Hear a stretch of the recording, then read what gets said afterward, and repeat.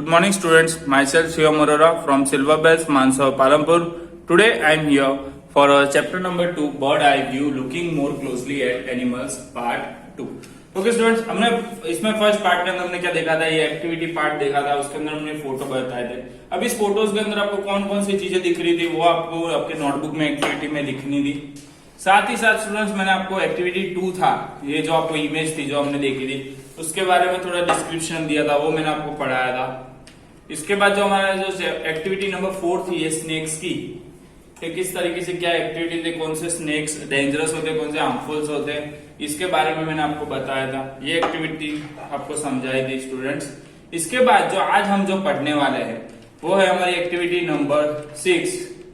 Okay, वो भी एक स्नेक के ऊपर ही है, वो आप देख लेते आगे। The highly venomous snake shows in a snake pictures is a Texas coral snake. अब आपको यहाँ पे पिक्चर के अंदर जो स्नेक बताया गया है उस स्नेक का नाम क्या है, टेक्सास कोरल स्नेक। ओके, और ये क्या है, हाईली वेनम स्नेक है, मीन्स बहुत ही जहरीला स्नेक है। The Texas coral snakes have ring of black. अब जो इसके ऊपर जब रिंग देखने मिले स्टूडेंट्स को, कौन सी, ब्लैक कलर की रिंग है, yellow and the red around their body. पे 3 कलर की रिंग है उसकी बॉडी पे, black, yellow and red colour की उसकी बॉडी पे। The yellow rings are very thin compared to the black and the red rings. अब जो येलो रिंग्स है स्टूडेंट्स, वो अगर कंपैरिजन में हम देखे जाए तो ब्लैक और रेड रिंग से थिन रिंग है। Okay, and the red rings of the Texas coral snakes typically have the scratch black speckles in them. अब जो रेड रिंग है जो टेक्सास कोरल स्नेक की, उसके अंदर उसको स्क्रैच करना अलग जो स्पेकल्स दिए गए हैं उसके अंदर, ब्लैक के अंदर। ओके, ब्लैक कलर के। और उसके बाद the last several inches of the tail of the Texas coral snakes contain several ring of black. और जो उसकी लास्ट ये जो आपको टेल की जो पार्ट दिख रही है वहां पे ब्लैक कलर की उसको several rings, black, yellow without red rings, means वहां पे कौन सी रिंग्स है, ब्लैक और येलो कलर की ओनली रिंग है, और रेड कलर की वहां पे रिंग्स है नहीं। The red and the yellow bands touch and the coral snake head और नोज इज टिपिकली ब्लैक। और जो रेड और येलो जो बैंड्स है टच वो कहां पे कर रही है, कोरल स्नेक की हेड तक टच कर रही है, और उसकी जो नोज है वो कहां पे, टिपिकली ब्लैक कलर की है। The Texel coral snake have small fixed fangs in the front of their mouths. अब जो टेक्सल कोरल है उसके पास स्मॉल फिक्स फैंग्स है, उसके कहां पे, उसके माउथ के आगे, जो आप यहाँ पे देख रहे होंगे उसके आगे आपको यहाँ पे फैंग्स देखने मिलेंगे, स्मॉल और एकदम वहां पे फिक्स करे हुए इस तरीके के फैंग्स है। ओके, सो स्टूडेंट्स ये था हमारा जो एक छोटा सा टॉपिक था टेक्सास कोरल स्नेक के ऊपर, एक इंट्रोडक्शन था कि किस तरीके का ये स्नेक दिखता है। ओके, ये हमारा एक्टिविटी नंबर 6 था। इसके बाद जो हमारी नेक्स्ट एक्टिविटी है स्टूडेंट्स वो है हमारी एक्टिविटी नंबर 9, और जो स्टोरी है lion and the mouse. I think so students आपने ये स्टोरी बचपन में पढ़ी ही होगी, बहुत बार आपने सुनी भी होगी ये स्टोरी। इस स्टोरी में क्या है, ओके, तो अभी मैं आपको एक बार इस स्टोरी को हम वापस से रिवाइज करते हैं। One day a big strong lion was asleep. अब एक दिन क्या हुआ, एक लायन था वो सो रहा था, asleep means in a state of a slip, એટલે सोने के मूड में था और सो रहा था वहां पे। Suddenly a little mouse ran right over his back. और जो लिटिल माउस था वो क्या हुआ, सडनली एक माउस आता है और वो उसकी पीठ पे भागने लगता है।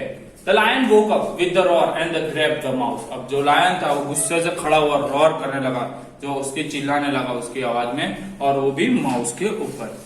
He was so angry that he was ready to bite the mouse in half. अब वो इतना एंग्री हो गया था कि वो उसी टाइम वो माउस को वहां पे खा लेता, इतना एंग्री हो गया था। Oh please please don't bite me. अब वहां पे जो लिटिल माउस उससे बोलने लगा, please please don't bite me, कि मुझे मत खाओ। I am sorry I woke up, please let me go, क्या हाँ मैं सॉरी, मैं जाग चुका हूं, मुझे अब मेरे एहसास हो गया कि मेरी भूल हुई है, अब मैं आपको परेशान करूंगा नहीं, और प्लीज मुझे जाने दो।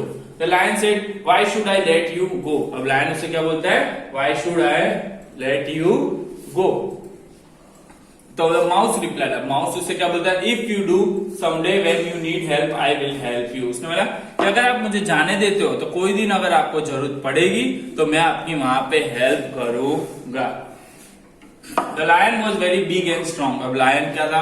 Big था, strong था. He thought the idea that the little mouse could help him was so funny that he laughed out loud. अब lion बोल रहा था मैं इतना strong हूँ और big हूँ, क्या ये छोटा सा माउस मुझे क्या हेल्प करेगा? ये चीज सोच के वो जोर जोर से हंसने लगा.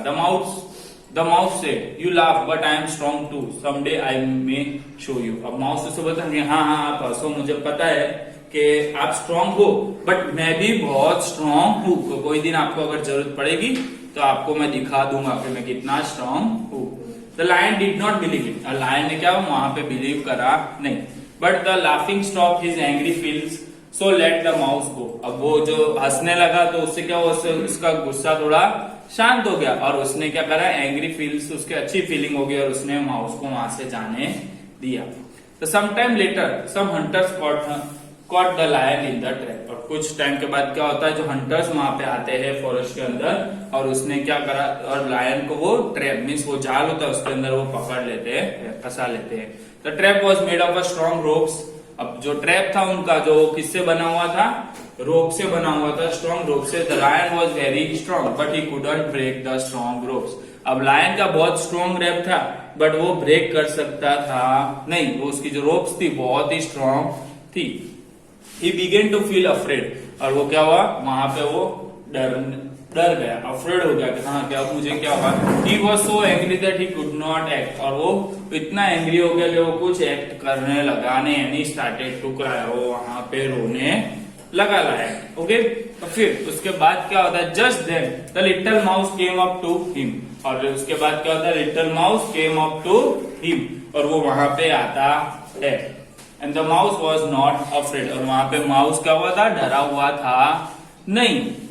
जब माउस वहां पे आता है वो सारी चीजें देखता है और वो अफ्रेड होता है नहीं.